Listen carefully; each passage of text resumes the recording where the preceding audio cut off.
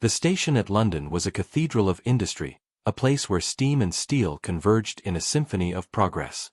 But on the evening of October 14, 1903, the usual clamor was replaced by a strange and heavy silence. A thick, pearlescent fog clung to the platforms, shrouding the gas lamps in halos of diffused light. It was an unnatural quiet, the kind that precedes a storm, causing even the most seasoned porters to pause and glance nervously at the great clock above the departure board.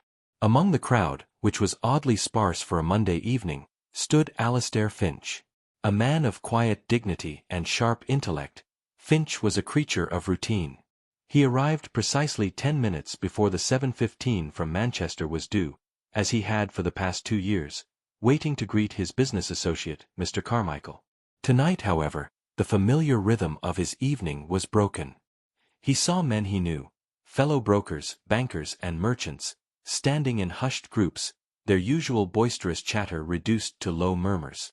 Their faces, pale in the sickly light, seemed strained with an unspoken apprehension. Finch felt an inexplicable prickle of unease run down his spine. The air was charged, not with the usual smells of coal smoke and fried potatoes, but with something cold and metallic, like the scent of old iron and wet stone. He checked his pocket watch, its rhythmic ticking a lone comfort in the oppressive stillness. The train was on time. In fact, he could hear the distant, mournful shriek of its whistle, a sound that seemed to carry with it a profound sense of sorrow. As the locomotive's great iron hulk began to emerge from the fog, the few remaining sounds of the station seemed to vanish entirely, as if holding their breath for what was to come. The locomotive was a beast of black iron and polished brass, a hissing monument to Victorian engineering. It slid to a halt with a shuddering groan of brakes and the sigh of escaping steam. As the cloud of white vapor billowed around the platform, obscuring all but the nearest figures, Alastair Finch strained to see. He expected the usual rush of people, porters with carts, passengers jostling for position, but instead, a strange tableau unfolded. From the swirling mist, a single figure emerged. He was tall and slender, his silhouette sharp against the hazy backdrop of the train. He wore a dark, impeccably tailored suit and a bowler hat that cast a deep shadow over his face. He carried no briefcase, no valise, no luggage of any kind. His hands were empty save for a small, dark leather book clutched tightly in his left hand. The man did not look left or right. He moved with a peculiar, deliberate grace, his gaze fixed on something unseen ahead. A porter, a grizzled veteran named Thomas, stood near Finch. He lowered the lantern he was holding, his eyes wide. "Never seen him before," he muttered, his voice barely a whisper. "He just appeared." As if the train coughed him out and then moved on. The mysterious passenger stepped onto the platform, his polished shoes making no sound on the stone. He stopped for a moment, his head tilting as if listening to a frequency no one else could hear. Then, without a word or a glance at the waiting crowd, he turned and began to walk away, a solitary figure disappearing into the gloom of the station. He left behind a profound silence and a palpable sense of unease, as if a chill had followed him out of the train and into the heart of the city. After the mysterious passenger vanished into the station's shadows, Alastair Finch's attention was drawn to a commotion by the train's first-class carriage. 2 conductors, their faces pale and etched with confusion, were frantically checking a large ledger. One, a stern, older man with a neatly trimmed beard, was jabbing a finger at a page, his voice a low, exasperated whisper. "It's impossible, I tell you. Absolutely impossible." Finch, his curiosity now fully piqued, approached them. "Is everything in order, gentlemen?" he inquired, his tone measured. The older conductor, Mr. Davies, looked up, his expression a mixture of bewilderment and fear. "Mr. Finch, sir. I've been on this line for 27 years, and I have never seen such a thing. We had a ticket purchased in Manchester for this journey, seat A14. A first-class ticket, paid in cash, under the name, Mr. Elias Thorne. The seat was empty. The ticket was never collected. But a man just disembarked from that very carriage," Finch stated, gesturing vaguely in the direction the stranger had gone. "Exactly." Davies's companion, a younger, more nervous man, piped up. "We saw him get off too. But he wasn't on the manifest. We've checked it 3 times. The only person unaccounted for on this entire train is the one who didn't board." Finch's mind raced. He had witnessed a man emerge from a carriage that, according to the official records, had carried an empty seat. The logical part of his brain fought to find a simple explanation: a clerical error, a late passenger, a mistake in the head count. But the gut feeling that had been building since the train's arrival told him a different story. The man with the leather book was not a mistake, he was an anomaly. His presence defied the very rules of time and travel, a ghost stepping from a train that had no record of his existence. The ticket, bought by a man who never arrived, was a paradox that only deepened the unsettling mystery. The conductor's perplexity mirrored Alastair Finch's own. He excused himself, turning away from the manifest to find his associate, but the unease had taken root. Mr. Carmichael was indeed present, having disembarked from a different carriage. He was the picture of normalcy, fussing over his luggage and complaining about a lack of decent tea on the journey. But Finch could not shake the image of the man with the dark book. His usual, unflappable composure began to crack. He found himself replaying the scene in his mind: the sudden, unnatural silence, the pallid man's appearance as if from nowhere, the chilling confirmation from the conductors that he shouldn't exist. Finch was a man of logic and order, a broker who built his life on concrete facts and predictable outcomes. This was a direct assault on his worldview. He tried to dismiss it as a momentary aberration, a trick of the light and the steam, but the feeling of wrongness persisted. It was a cold certainty that settled in his bones. He said his goodbyes to Carmichael in a distracted haze, the usual small talk about business and family feeling alien and unimportant. As he walked toward the station's main exit, he found himself scanning the crowds, half hoping to catch another glimpse of the stranger. Was it a peculiar traveler, an eccentric perhaps, who simply had no need for baggage? A harmless oddity? The logical mind grasped at these simple explanations, but the unsettling truth was that the man's presence defied explanation.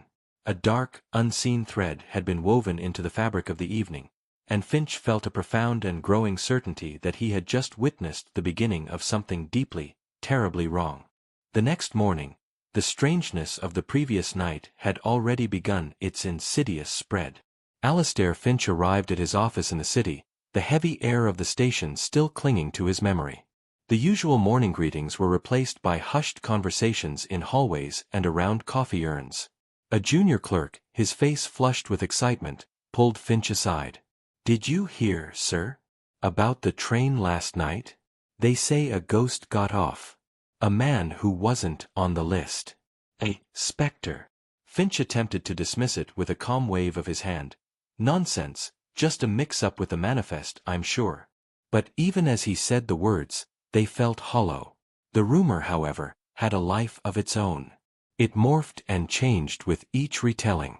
By lunchtime, the story was no longer about a mysterious passenger but about a cursed man who had arrived on a train from a city now veiled in a strange fog. Some claimed he was a murderer on the run, his face pale from hiding in the dark. Others insisted he was a sorcerer carrying a book of ancient spells. The most chilling version, however, came from a newsboy selling the evening paper. His voice was a shrill whisper as he announced, "Read all about it. The phantom of the 7:15, an omen of death and ill fortune." The city, already on edge from a string of minor misfortunes, latched onto the story. A warehouse fire downtown, a sudden stock market dip, and even a child's inexplicable fever were all linked back to the phantom passenger. Finch saw the growing fear in the eyes of his colleagues and the general public. He knew the stories were exaggerated, but the root of them, the man who appeared from nowhere, was true. He found himself wrestling with a new question. Was the man himself the source of the ill fortune, or was he merely a harbinger of a darkness that had already been set in motion? The whispers were no longer just idle gossip, they were the first signs of a city gripped by a collective dread. The air of foreboding that had settled over the city soon materialized into something more tangible. The following day, Finch found his own routine disturbed by a series of minor, yet deeply unsettling, events. The first was at his office. The usually reliable grandfather clock in the reception area, a timepiece that had kept perfect time for generations, had inexplicably stopped at precisely 7:15. When the maintenance man was called, he found nothing wrong with the mechanism. The pendulum swung, the gears were oiled, and yet the hands refused to move. Later that afternoon, a junior clerk, a young man known for his meticulous handwriting and perfect balance sheets, was found staring blankly at his desk. When Finch asked what was wrong, the boy only pointed a trembling finger at the ledger before him. The ink on the page, fresh and black from his morning's work, had slowly faded away, leaving the page blank. There was no chemical spill, no apparent cause. The words and numbers had simply evaporated. But the most disturbing incident occurred that evening as Finch was on his way home. Passing a familiar street, he saw a crowd gathered in front of a lamppost. A lamplighter, a man Finch had seen at his duties for years, was standing on his ladder, his face contorted in a mask of terror. The gas lamp he was meant to light was already on, but it was not the steady, warm glow of a normal flame. The light was cold and flickering, casting strange, elongated shadows that seemed to writhe on the pavement. The other lampposts on the street were dark, but this one burned with a sickly, malevolent luminescence, humming with a low, unnatural sound. It was an impossible light, burning without being lit, a direct contradiction of all known laws. Finch felt a cold dread settle in his stomach. These were not just coincidences, they were symptoms. The phantom passenger had brought something with him on the 7:15, and it was now seeping into the very fabric of the city. The bizarre and seemingly impossible events of the day left Alastair Finch restless and unable to sleep. He knew he had to act. He had to understand the source of this spreading blight. He decided to pay a visit to the stationmaster, a man named Mr. Abernathy, a friend of his father's and a fellow man of logic and reason. He found Abernathy in his office, poring over the train manifests from the previous night. The stationmaster looked tired, his face creased with worry. "Alastair, I'm glad you're here," he said, pushing a hand through his graying hair. "The story, it's getting out of hand. People are demanding answers." Finch cut to the chase. "Mr. Abernathy, I need to know everything you can tell me about that passenger. The one who wasn't on the manifest. I saw him with a book. A small, leather-bound book." Abernathy's eyes widened. "The book, yes. A porter, young fellow named Robert, saw it up close. He was the one who was meant to collect the man's luggage, though there was none. Robert said it was like no book he had ever seen. The cover was made of a dark, almost black hide, and it was clasped shut with what looked like an iron lock, but without a keyhole. The pages, according to Robert, weren't paper. They seemed to shimmer, like mother of pearl, and the writing within, it wasn't English. It wasn't any language he recognized. It was a series of intricate symbols, spiraling and twisting, almost as if they were alive. The old stationmaster leaned forward, his voice dropping to a conspiratorial whisper. He said the symbols seemed to rearrange themselves, ever so slightly, as he looked at them, and that a feeling of profound sadness, an ancient sorrow, radiated from the object. He told me it was a book that was not meant to be read, but to simply be. Finch felt a chill creep up his spine. A self-shifting language, a lock with no key, and an aura of sorrow. This was no ordinary book. It was an object of profound and unknowable power, and in the hands of the phantom passenger, it felt like a weapon. The mystery was no longer about a man who shouldn't have been on a train, but about what he had brought with him, and what that book was now doing to the city. As the days turned into a week, the city seemed to settle into a new, distorted reality. The unsettling incidents became more commonplace, a sort of background static of wrongness. The lamplight on Finch's Street continued to flicker with its eerie glow, and other lights around the city began to exhibit similar erratic behavior. The grand clock at the train station remained frozen at 7:15, a silent, unblinking eye mocking the passage of time. More disturbingly, a palpable sense of dread began to permeate the atmosphere. People complained of a coldness in the air, even on sunny afternoons. A low, mournful hum, like the distant vibration of a tuning fork, was reported by dozens of citizens, often heard late at night when the city was quiet. It was a sound that seemed to come from nowhere and everywhere at once, a sonic manifestation of the pervasive gloom. Even the natural world seemed to be affected. The roses in the botanical gardens, famous for their vibrant color, began to lose their petals, turning a sickly, mottled gray before crumbling to dust. Small animals, birds and squirrels, were found dead in the streets with no apparent injuries. A young boy swore he saw a shadow move on his bedroom wall, a shadow that didn't belong to him or anything in the room. For Alastair Finch, the events were no longer just a curiosity, they were a personal obsession. He found himself walking the city streets late at night, a detective in a fog-bound city, searching for a trace of the phantom passenger. He saw him only once, from a distance, a fleeting silhouette in a dark alley. The man was standing still, simply standing and staring at the brick wall of a building. He seemed to be doing nothing, yet his very presence felt like a weight on the air. Finch had no doubt that this man, with his strange, unknowable book, was the source of it all. He had not just arrived in London, he had brought a part of somewhere else with him, and it was slowly, and inexorably, beginning to swallow the city whole. The gnawing feeling that the city was slowly succumbing to a strange, invisible rot finally compelled Alastair Finch to move beyond passive observation. He was no detective, but he was a man of logic and resources. He started his investigation by tracing the only tangible lead he had, the unclaimed ticket. He visited the Manchester railway station, a place where the air was still filled with the sounds of industry, a welcome contrast to London's growing silence. He spoke with the station master there, a man who, unlike his London counterpart, was initially dismissive. Another person asking about that ticket? It was a simple mistake. A passenger changed his mind, I suppose. But when Finch presented the details, the cash payment, the name Elias Thorne, and the empty seat on the London-bound train, the man's casual tone shifted. Finch then went a step further. He hired a private investigator, a former constable named Arthur Grimsby.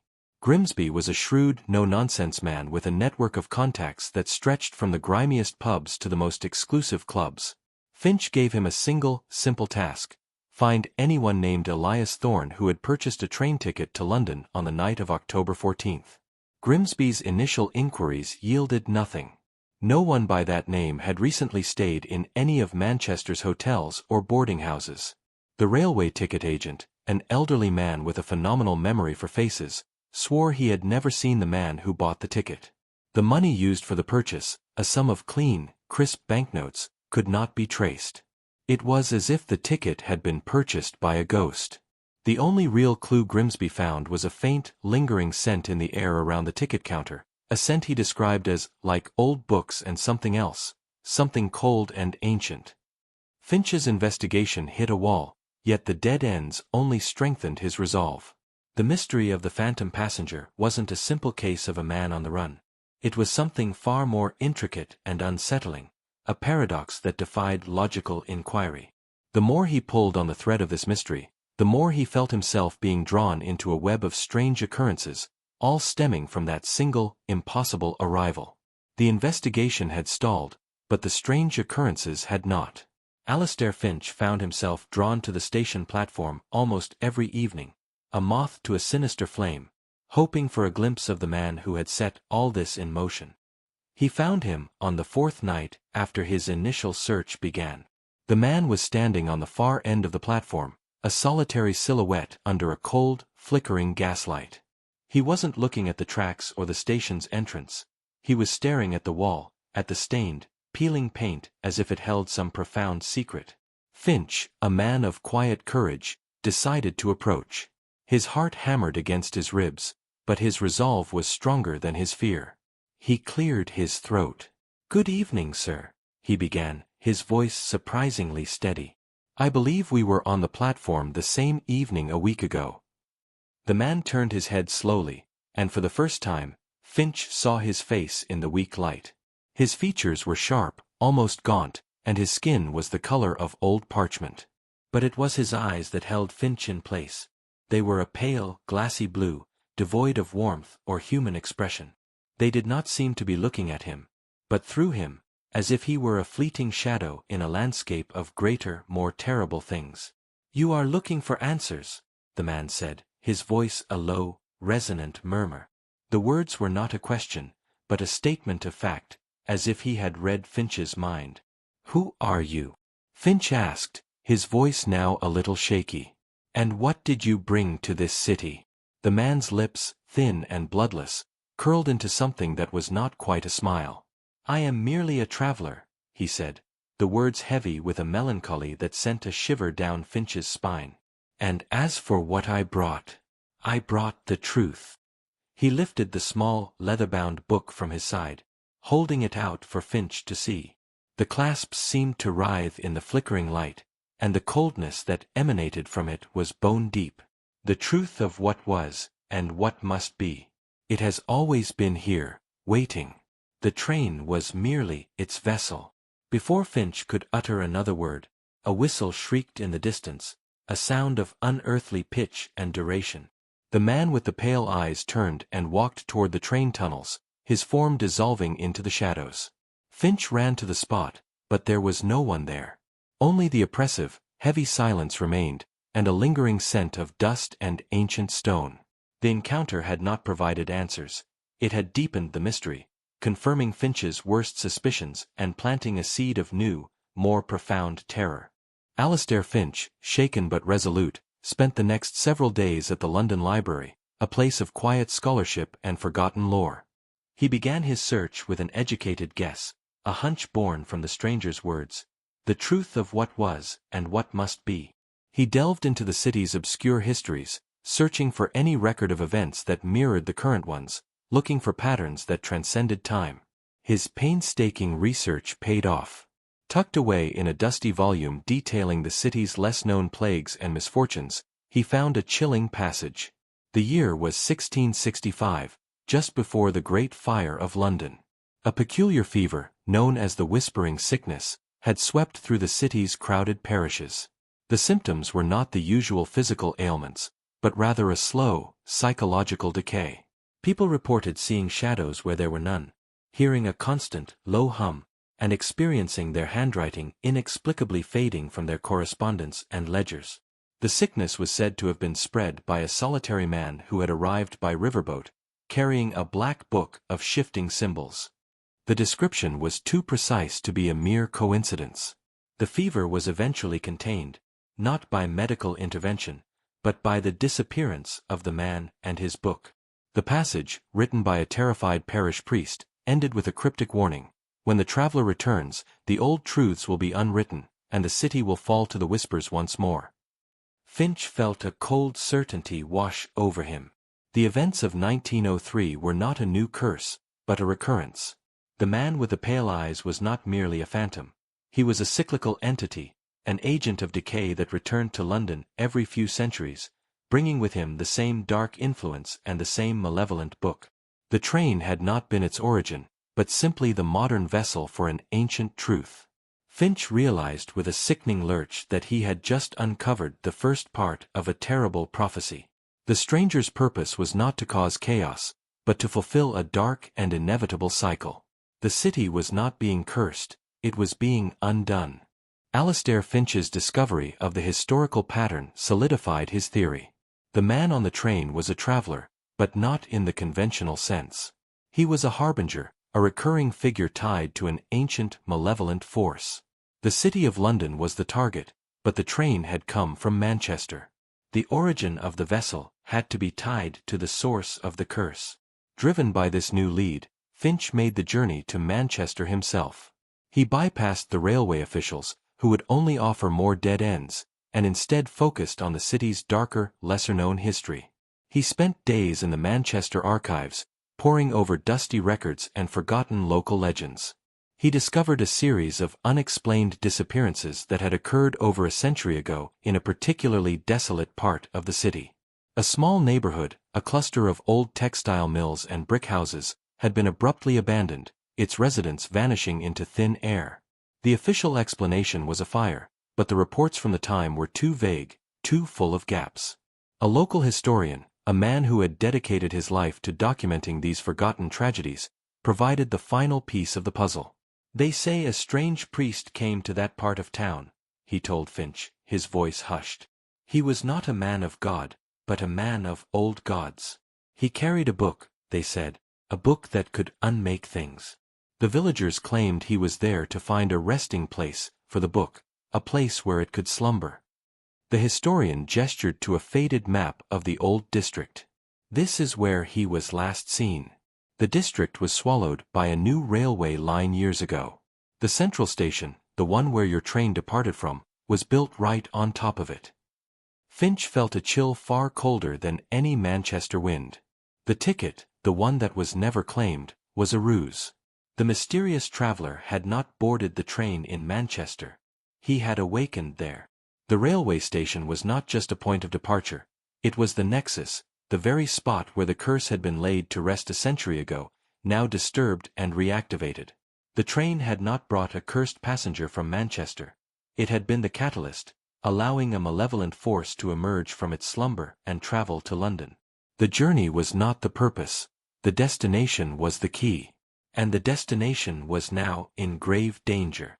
Alastair Finch returned to London with a new, terrifying clarity. He had to find the man with the pale eyes and understand the book's purpose. His investigation took him to the British Museum's vast archives, where he sought out tomes on ancient occultism and forgotten sciences. He finally found a reference in a 16th-century treatise on alchemical paradoxes, a description of an object known as the Liber Mortis, or the Book of the Dead. The text described it not as a book of spells, but as a vessel of uncreation. It was said to have been crafted in an age when the boundaries between worlds were thin, and its pages were not made of paper, but of the condensed sorrow of lost memories. The language within was a form of unwriting, a reverse script that did not create or record information, but rather consumed it. The symbols were not meant to be read, but to be absorbed, and as they were absorbed by the air, the very laws of reality in that space would begin to unravel. This explained everything. The fading ink in the ledgers was not a simple trick. The book had siphoned the memories from the paper. The stopped clock was not broken. The book had consumed the very concept of time in its vicinity. The flickering, malevolent lamplight was not a gas anomaly. It was the result of the book's pages consuming the light and the warmth it contained. The book wasn't a weapon for destruction in the typical sense. It was a tool of cosmic negation, designed to erase existence by consuming the memories, emotions, and fundamental truths that underpinned it. The man with the pale eyes was not spreading a curse. He was a silent agent of decay, walking through the city and allowing the book to perform its terrible work. Finch understood with a shuddering certainty that the end goal was not to destroy the city in a fire or a flood, but to unmake it entirely, to leave it as a blank, soulless void where nothing had ever happened, a city that never was. The truth that the man had spoken of was the truth of London's erasure. The city was being slowly consumed, and its people were too consumed by their own fear and the whispers in their heads to even notice they were disappearing.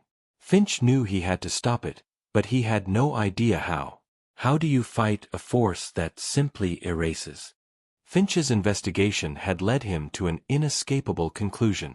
He had to confront the man with the book, the man who called himself a traveler.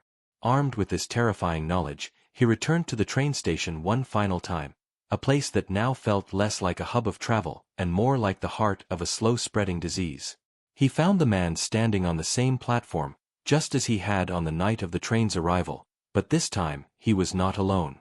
The air around him shimmered with a subtle, disquieting heat, and the shadows seemed to writhe and stretch around his feet.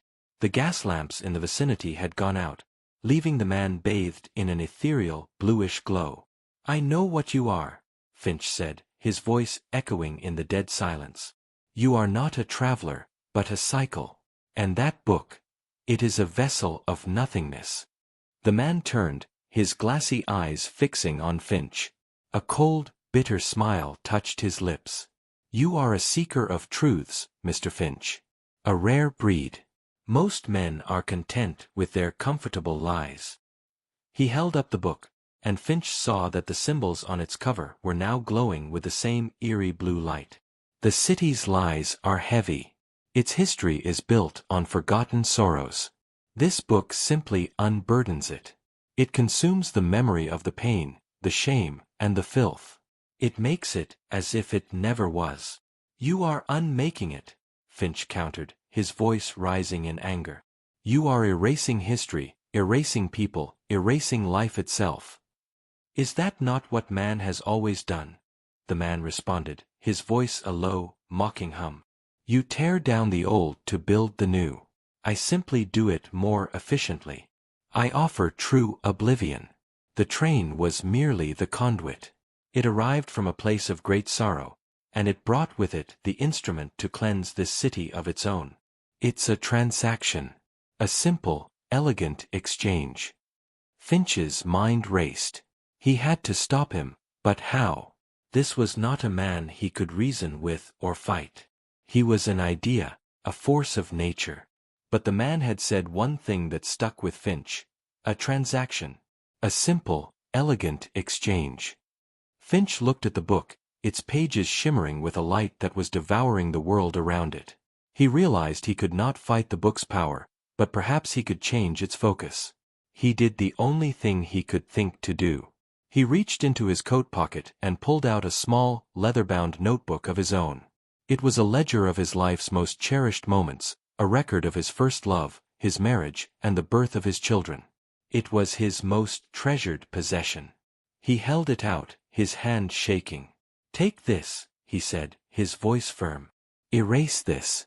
Erase me. But leave the city alone. The man's pale eyes widened slightly.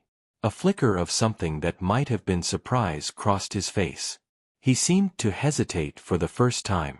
The great iron locomotive was a symbol of progress, but the man with the book was its dark reflection. He had arrived from an unknown place to complete a terrible transaction. And Finch was about to offer him a sacrifice he could not refuse. The man with the pale eyes looked at the small notebook in Alastair Finch's outstretched hand. For a moment, the eerie blue glow from the liber mortis faltered. The man's gaze, which had been so cold and empty, seemed to focus, if only for a second, on Finch's offering. The notebook was a ledger of a single, meaningful life, a microcosm of the very thing his book was designed to erase. It was a concentrated source of memories, a pure and potent sacrifice. An exchange, the man repeated, the mocking tone gone, replaced by a strange, hollow wonder. An offering for the vessel. He lowered the liber mortis, and the terrifying hum in the air subsided. The oppressive coldness began to recede.